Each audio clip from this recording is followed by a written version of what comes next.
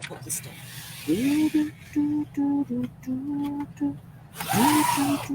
Hey, kia ora, Helen Brahms here, coming to you live from Sun City in Arizona. Hope you're all having a super fantastic, sparkling, winning Wednesday. Yes, that day of the week we get to celebrate our wins, except we should be celebrating them every time they happen, no matter how small or how big. Come on, you want to come up?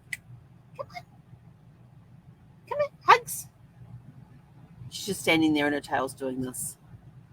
She wants her WALK. So I said, we're going to do this first, then we can go for the walk, then we can come back and just relax for the rest of the evening. We have nothing on the plate to be done. That means movie night. Ooh. No, it might be a little too late to start a movie. Anyway, so we should be celebrating wins as they occur. I couldn't find a garden. The only thing I could think of with gardening-related terminology for winning is when you get to reap the harvest. You know, when everything has grown, it's all beautiful, you've kept back the weeds as much as possible, and, you know, you've got those beautiful flowers in the garden that you can go and bring indoors, you know, cut them and bring them indoors so that you have the beautiful floral accents throughout the house. You've got a beautiful garden that you can enjoy with all those beautiful colored flowers. And you can also, like, if you're growing vegetables or fruits and stuff, you've got that. The win there would be reaping the harvest and enjoying. Oh my gosh. Growing up, my parents always had a really good. Oh, now we're playing with squeaky toys. I have to tell you this. She's getting smart. She had that raccoon that a friend of mine sent her for her birthday, and the raccoon had a squeaky head and a squeaky tail. She has destroyed both squeakers without destroying the toy. So she has somehow figured out, without ripping any holes into the fabric like she normally does. Normally she rips the holes in the fabric. There's stuffing goes everywhere. I've got stuffing from one end of the RV to the other in places I didn't think you would get stuffing, like in the shower. It's like, how did it get in there? The curtain's always closed. She is just absolutely crazy and nuts. And I picked up the raccoon the other night and I went to squeak, and I'm like, there's no squeak in the head. Squeak on the tail. There's no squeaker. The squeakers are in there, and I'm like looking at the fabric, no holes anywhere. She somehow figured out how to disable a squeaker while it's still in the toy and leave the toy intact. Anyway, back to the story. So growing up, we always had, my parents, because of the amazing gardeners that they were, we had fresh vegetable garden. We had vegetable gardens. And there was nothing like us kids, you know, if we were outside, I remember one particular garden, it was a nice big one. We had peas and beans growing on the vines. We had dwarf beans. We had tomatoes. We had pumpkins, marrows, cabbages, lettuce. I mentioned tomatoes, carrots, radishes, those sorts of things. You know, it was a beautiful, bountiful garden. And us kids, when we're outside playing, if we got hungry, we would just go up the garden and pull up some carrots, wash them under the garden tap or out of the garden hose, and munch on them. Oh, and celery was the other one. That's right. I don't like celery. For some reason, I cannot stand the smell or the taste of celery. As a kid, I would break those stalks off the bunch and eat it, dirt and all. Some people are going, you ate the dirt? Yeah, you know, just rinse it off and eat it, and sometimes the dirt will still be there. Doesn't matter. Just add it to the flavor. But we always had these beautiful gardens, and my favorite thing to do, and, you know, Mum would get us to go out and pick a lettuce or some tomatoes or something, cucumbers, whatever it was, and make these beautiful fresh salads straight from the garden. One of my favorite lunches was having, when Mum got some fresh baked bread, and she'd slice it up and we'll put the butter on it, and then we'll put fresh sliced tomatoes from the garden on there, a little sprinkle of salt, perfection. Because you had that squishy, sometimes it was still warm, fresh bread with fresh tomatoes from the garden. There is nothing like it. Absolutely nothing. And it was just amazing. And I loved when we had gardens because we got these beautiful fresh fruits and mainly vegetables. We did at one point have a passion fruit vine, which was awesome. I love passion fruit. Can't find it over here. It's very hard to find over here, though. But we had this beautiful passion fruit, and sometimes they looked like they were ready to go, and you get them, and it's all like, oh, that's a little on the tart side. Just need to leave it on just a little longer. But it's okay. Sometimes you just sprinkle sugar on it to eat it, but that was okay. So that's when the winning comes into place. It is reaping the harvest. It is pulling in those fresh fruits, those fresh vegetables, having that bounty, bringing in the fresh flowers into the house, so you have that beautiful aroma through the house of fresh cut flowers.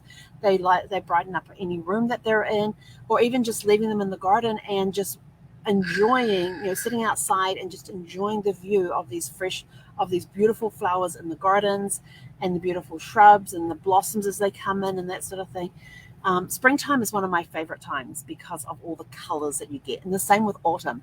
You've got the beautiful fresh spring growth with all the new flowers and everything. Come autumn, you've got those beautiful trees. You've got those trees turning those gorgeous yellows and golds and browns, just reds, beautiful colors on the trees and things as the seasons change. But spring, everything's brand spanking new, bright colors. Oh, two of my favorite seasons. I love all weather. Doesn't matter what it is. There's nothing I can do to change it. So just figure out a way to enjoy it. But spring and autumn are my favorite times of the year because of the colors. And if you're in New Zealand, you get to watch the lambs bouncing around and playing in the paddocks, which is even more fun. Especially when they still have their little tails before they dock the tails.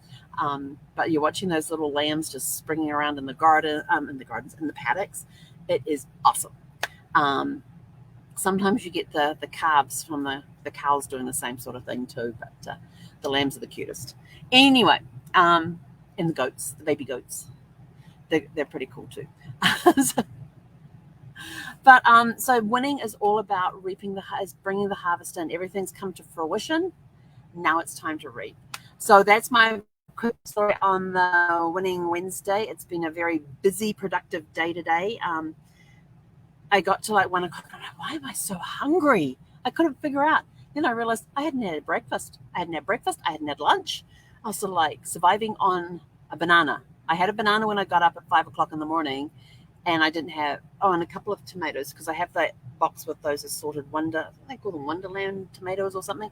There are these little cherry tomatoes, different sizes and shapes and colors. And so they just sit over there and get up and snack on a couple of those. So I'd had some of those throughout the day. Every time I got up to walk around, I'd have some of those, but I didn't think it was sort of like, you haven't had breakfast yet. So I think it was like around 12:30, 1 o'clock, I had breakfast.